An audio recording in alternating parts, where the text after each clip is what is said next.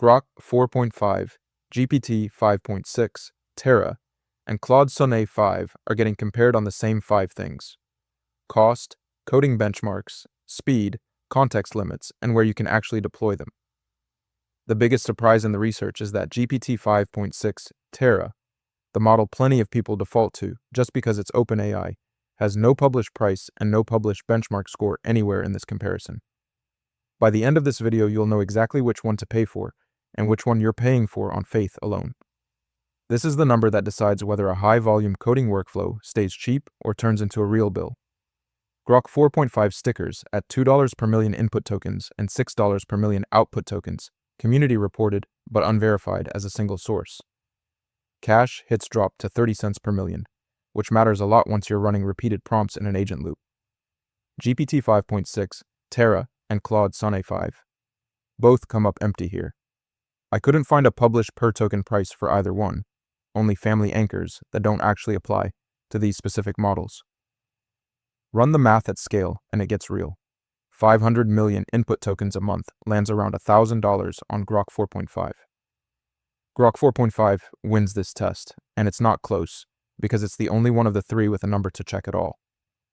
My name is Brian, and I spend most of my week digging through AI products, benchmarks, APIs, and pricing pages to figure out where these tools actually differ. Coding is the whole reason most people are watching this comparison.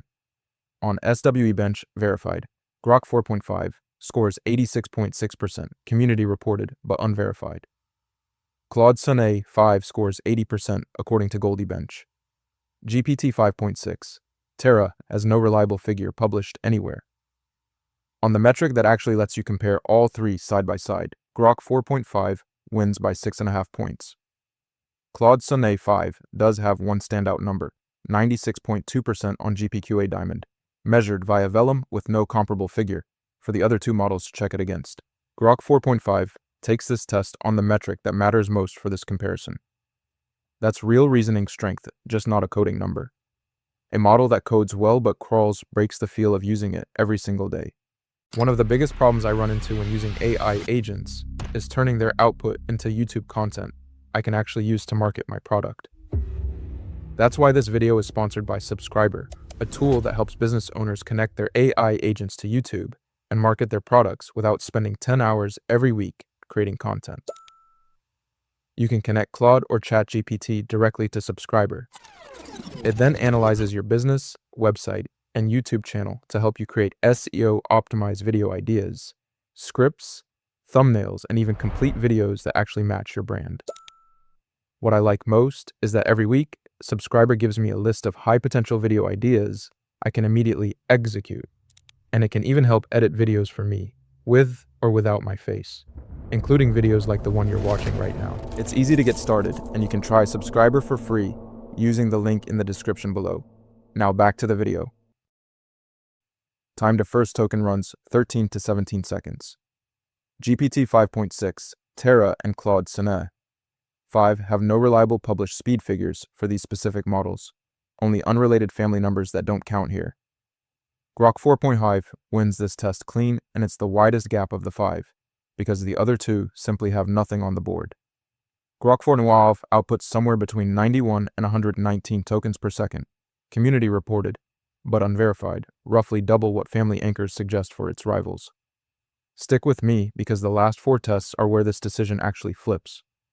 Hit an output ceiling mid-generation and you're stitching a truncated response back together by hand. Grok 4.5 runs a context window around 500,000 tokens, with a max output between 32 and 64,000 tokens, community reported but unverified. GPT 5.6, Terra, and Claude Sonnet 5 again have no reliable published figures for either context or output limits. Grok 4.5 takes this test too, on the same pattern as before. The only number you can actually cite in a real comparison. That's solid for most real coding sessions without being excessive. This is the test that flips the scoreboard, because the best model on paper is worthless if your company can't reach it. Grok 4.5 is confirmed on xAI's own API only, with no confirmed presence on AWS Bedrock, Google Vertex AI, or Azure Foundry. GPT 5.6 Terra sits behind a closed API, no third-party cloud deployment confirmed either. Claude Sonnet 5 is the one with real reach here. Anthropic's own API, plus AWS Bedrock, Google Vertex AI, and Microsoft Foundry, all confirmed. If your team already lives inside one of those three clouds, Claude Sonnet 5 is the only one of these three you can actually drop in without renegotiating your entire stack. Claude Sonnet 5 wins this test, and it's the 1 point Grok 4.5 doesn't take. This is the test that flips the scoreboard because the best model on paper is worthless if your company can't reach it. Grok 4.5 wins cost, coding benchmarks, speed, and context limits. 4 tests out of 5 on numbers that are community reported, but consistently the only numbers available to check. At 86.6% on SWE Bench verified and $2 per million input tokens, it's both the strongest and the cheapest option with real data behind it. Claude Sonnet 5 takes deployment reach outright with confirmed access across Anthropic, Bedrock, Vertex, and Foundry. Plus that standout 96.2% on GPQA Diamond. GPT-5.6 Terra doesn't win a single test in this comparison because there's no published price and no published benchmark for this specific model to point to. Now, Grok 4.5 wins cost, coding benchmarks, speed, and context limits. 4 tests out of 5 on numbers that are community reported but consistently the only numbers available to check. At 86.6% on SWE Bench verified and $2 per million input tokens, it's both the strongest and the cheapest option with real data behind it. Claude Sonnet 5 takes deployment reach outright with confirmed access across Anthropic, Bedrock, Vertex, and Foundry. Plus that standout 96.2% on GPQA Diamond. GPT-5.6 Terra doesn't win a single test in this comparison because there's no published price and no published benchmark for this specific model to point to. Grok 4.5 wins costs, coding benchmarks, speed, and context limits. 4 tests out of 5 on numbers that are community reported, but consistently the only numbers available to check. At 86.6% on SWE Bench verified and $2 per million input tokens, it's both the strongest and the cheapest option with real data behind it. Claude Sonnet 5 takes deployment reach outright with confirmed access across Anthropic, Bedrock, Vertex, and Foundry. Plus that standout 96.2% on GPQA Diamond.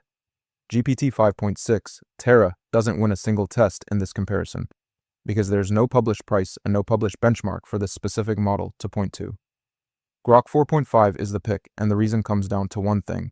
On every metric where actual numbers exist, it's both cheaper and faster than its rivals. If you want the lowest cost and fastest output for high-volume coding work, Grok 4.5 is your default. If you need the widest deployment reach across major cloud providers and you value Claude Sonnet 5's measured reasoning strength on GPQA Diamond, that's your lane instead.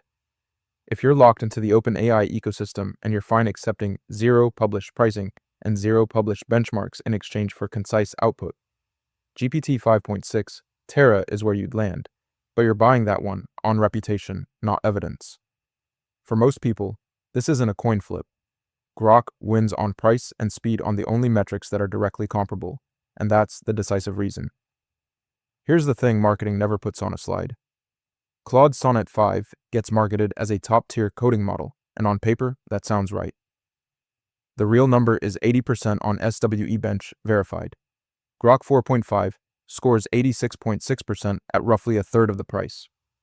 So before you pay a premium for the top-tier coder label, check whether the model actually earning that label is the cheaper one sitting right next to it.